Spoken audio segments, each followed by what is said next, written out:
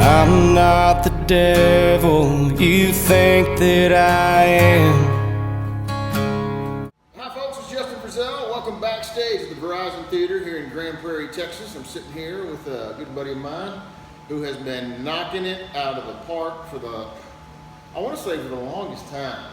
It feels like the longest time. I bet it does to you, man. Cody Jinks right here with me. Hey buddy, Hey good guys, to see hey you, man. Justin, how are you, man? I'm well, good to see you, man. It's good to be seen. The longest time. Yeah. Because you stay so busy. I mean, every time I look up, you're not in Texas. You're traveling the country and playing a different venue, and 9 times out of 10, if not 10 times out of 10, you're selling it out, man. Well, we're trying, but I'll tell you, the show numbers have been good, but I will tell you, this is, I believe, the 4th show in Texas this year. Right. We're talking early August, so we haven't. Right. Now, I think that's probably what sticks out to me is when I go and check to see where you're at, because it's either I want to go see the show, or, see if he's home on Sunday, come do Texas Red Dirt Roads with us. But yeah, it always seems like you're somewhere in a different pocket of the country. I think that's fantastic, man. Congratulations to you and your crew for getting out there, because that's kind of the risky point of how you went about making music. Is like, okay, we know that we can play for our friends here in Texas, and we can draw, more than a handful of folks. Let's take this thing outside of the state lines and see how we do. And man, you've been doing incredibly well. What's that feel like when you get out there? Well, at first it was scary. Whenever we were, a few years ago, whenever it was one of those decisions that we made. It's like, look, we know we're going to take less money trying to go out and do longer tours, in far away places. Right. Man, and dude, we lost our asses for right. For a couple of years doing that. But we could always come home to Texas and kind of make it up a little bit. Make it up a little bit. Right. And, you make enough money, at home to go out and do another run. And that's how we operated for, for 3 or 4 years until we started going places where, I use Madison, Wisconsin as an example. The first time we played Madison, Wisconsin, there were 4 people. Mm-hmm. And the second time we went back with Whitey, did a co-headline, and we were 500. Right. So it doesn't happen like that. It's not that exponential per every town, but we've been fortunate, just staying out and playing, and we take time off when we need to, but sure. We go right back out. We're about to got a little studio time coming up, and then we go to the West Coast. When we sit here and we talk about it's been the longest time, and a lot of that equates to just how busy you've been. I can imagine it probably feels like forever. But hey, you asked for it, and you can't tell me you're not having the time of your life. I can't. Yeah, man. I don't even know what's going on. We were a while ago.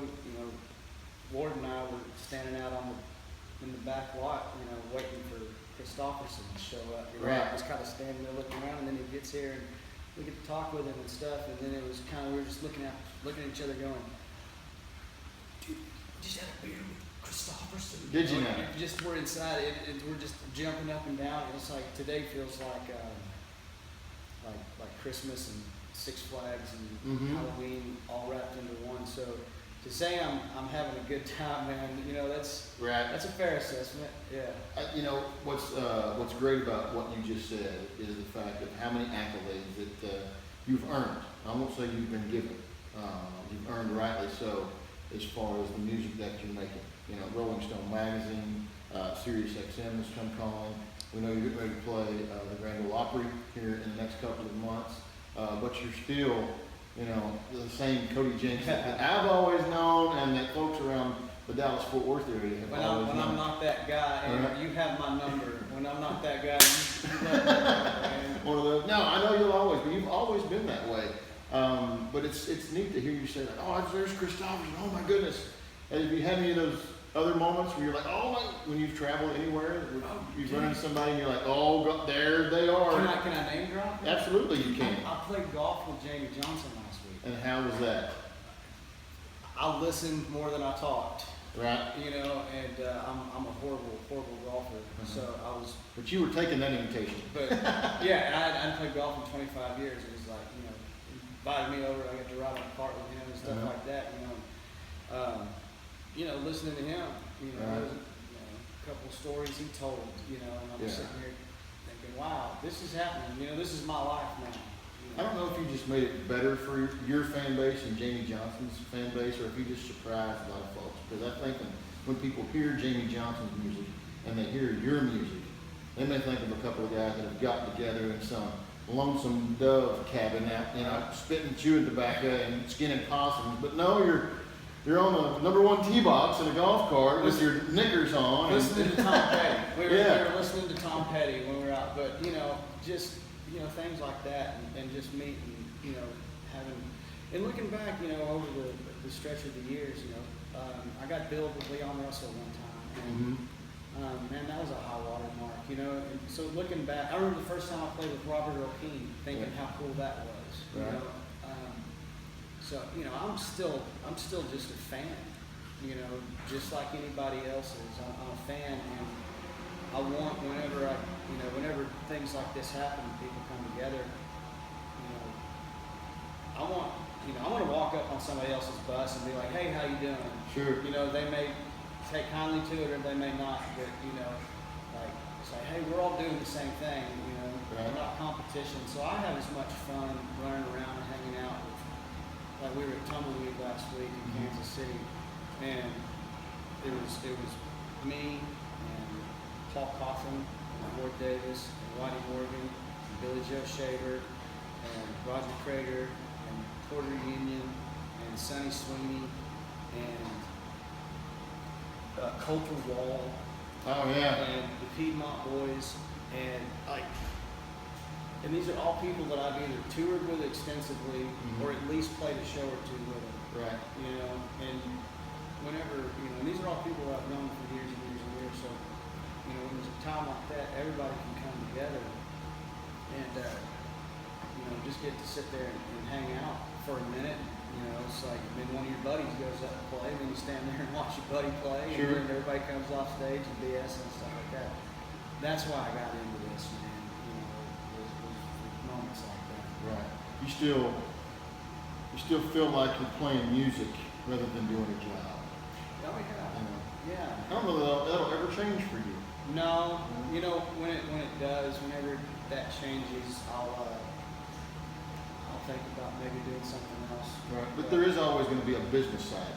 Yeah. I mean, it's the entertainment business. There's what you're going to do here tonight and what you've done, you know, for the past God knows how many years.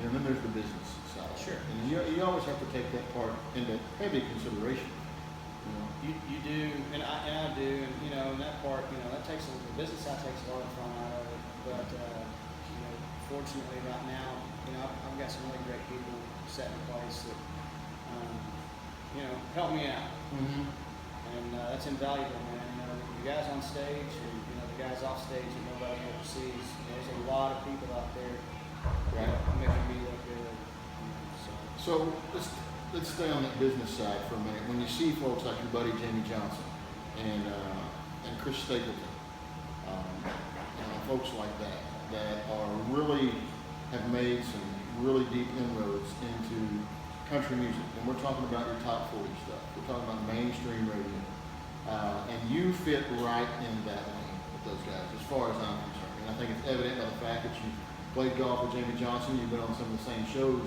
as some of those guys. That side of business, where's that at for you? Are you or somebody, without giving away too much, have you been courted? Have you talked with your wife and your band and your other business partners about what that's going to be like when that comes, or am I behind a little bit here? And it's already happening? No, you're not behind. I mean, yeah, you know, there's always chatter, Sure. you know, with different powers that be and being record companies and stuff like that. You know, just flat out, man, there hadn't been anybody that's offered me anything that I would want to sign. Yeah. And, you know, if that happens, then, you know, I don't know. Yeah. I'm almost 37 and it hadn't happened yet. Sure. You know, we're pretty comfortable doing our thing right now. Right. You know, we've kind of beat the system. Sure have. You know, so it's one of those deals where we're not changing our MO. Yeah. You know, our our standard operating procedure is the same now as it was 10 years ago. So recently you released a single and you covered "Wish You Were Here." Yeah. What was that like when you went to the studio? Was that just one of those things like, you know what, let's just try this and see what happens, or did you have 5 or 6 written down and like we're gonna cover all these and go with the best one? No, that was my manager called me and says, "Hey, have you ever thought about recording Wish You Were Here?" And I said, "Yeah, as a matter of fact, I have. I love that song." And we had a few shows in Nashville. We had 2 days off, so we booked some studio time. Yeah. And we just went into the studio. And I told the guys flat out, I said, "Look, this is a Floyd song. This is going to be, we got a job. Right. You want to do this from right. And if we give it everything we've got and it comes out bad, nobody ever has to hear it. Sure. But I'd like to try it. And everybody went in and just knocked it out, man. And we were sitting there listening to playback, and I was like, dude, I think we did it. We released it, and I mean, it's not on an EP, it's not on a record label, or fully production. Just a single. Just an old school single, like they used to do. Exactly. Just go in and cut a You song. want it, go grab it, here it is. We're not putting it anywhere, it's just for you, the fans.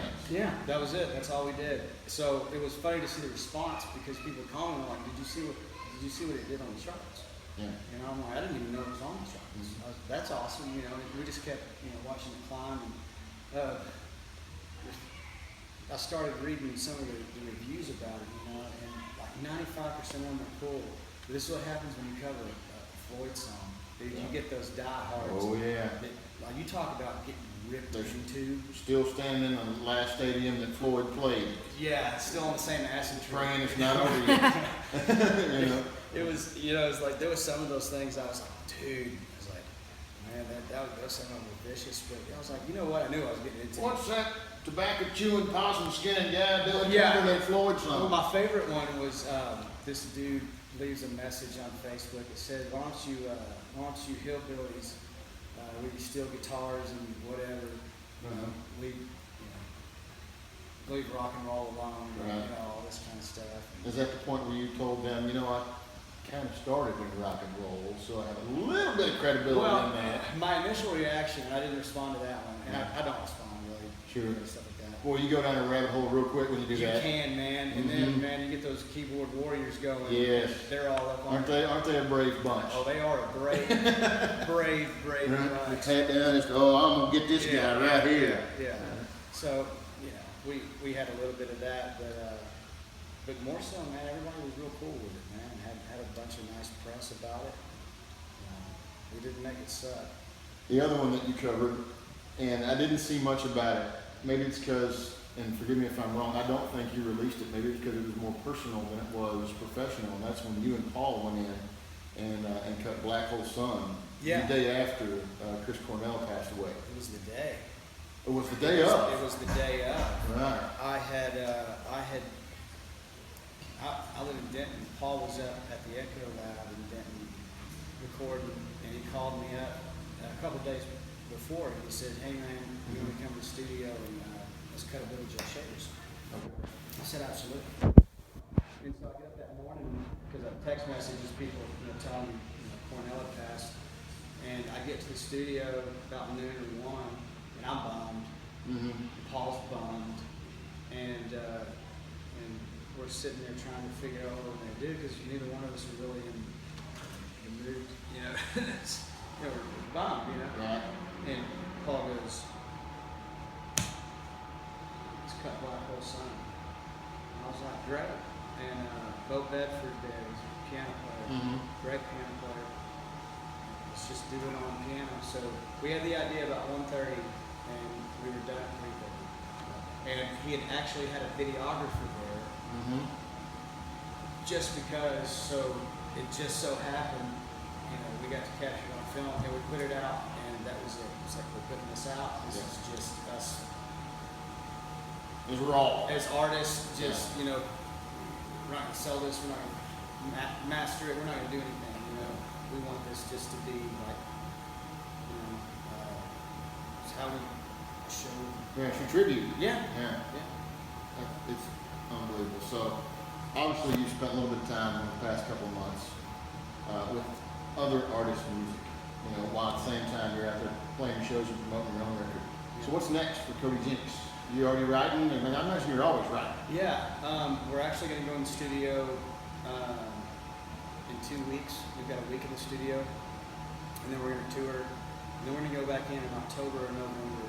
I've got 10 ready, and we're going to look at doing a couple of covers. Probably go in with 14 or 15, and then roll it down to probably 9 or 10. Right. Got that number in my head. Okay.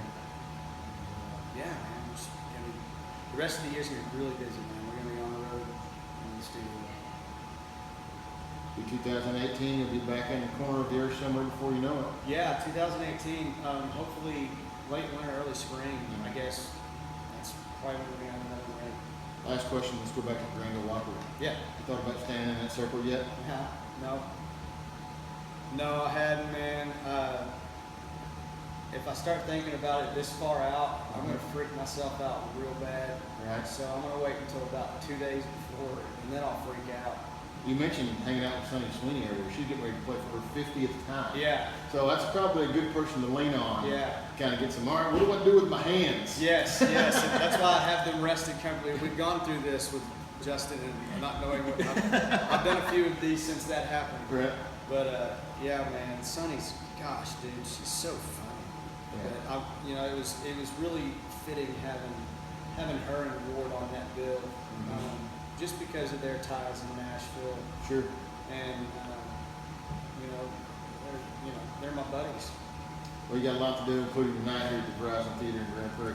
I appreciate your time. Thanks for man. your friendship, man. Hey, thank you, buddy. I appreciate it. Congratulations and blessings on more success to you, the band, and your family. Thank you, Justin. The same to you, man. Thank you, man. Yeah, buddy. My pleasure. Anytime, you know that. Yeah, CodyJinks.com. I'm Not the Devil is the current album, and then you can find the singles for Wish You Were Here and Black Hole Sun. If you'll just dig around on the interwebs, not hard to find. Cody Jinks, everybody.